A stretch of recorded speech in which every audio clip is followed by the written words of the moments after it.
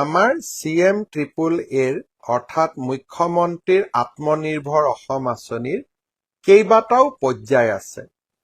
প্ৰথম আমি 25,000 যুৱকক 1 লাখকৈ টকা দিছিলো। তাৰ ভিতৰত 12,500 যুৱকে পৰৱৰ্তী 1 লাখ টকা পোৱাৰ বাবে উপযুক্ত হ'ল।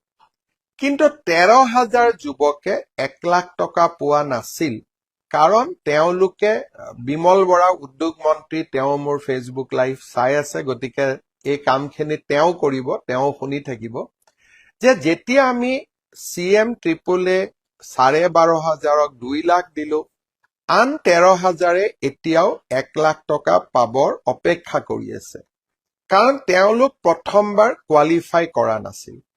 এতিয়া আমাৰ প্ৰথম কাম হ'ব অহা কেইটামান দিনৰ ভিতৰত এই 13,500ক আকৌ এবাৰ পুনৰীক্ষণ কৰা আৰু তেওঁলোকৰ যোনে 1 লাখ টকা পাবৰ বাবে যোগ্য তেওঁলোকক আমি আৰু 1 লাখ টকা দি 2 লাখ টকা সম্পূৰ্ণ কৰিব বিচাৰিম। নেক্সট, ইলেকশ্যনৰ আগতে আমি 75,000 যুৱক যুৱতীক 75,000 টকাকৈ দিলো।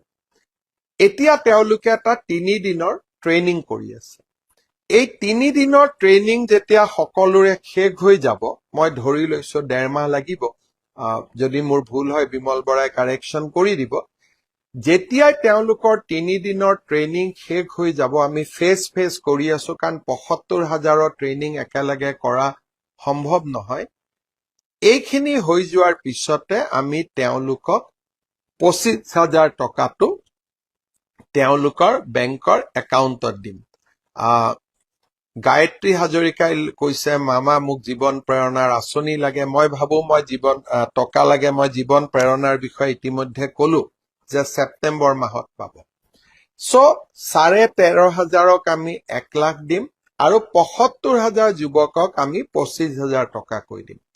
তাৰ পিছত নতুন বাজেটত ঘোষণা কৰাৰ অনুসৰি আৰু 50,000 যুৱকক আমি CM ট্ৰিপল এৰ বাবে সিলেকশ্যনৰ প্ৰক্ৰিয়া আৰম্ভ কৰিম।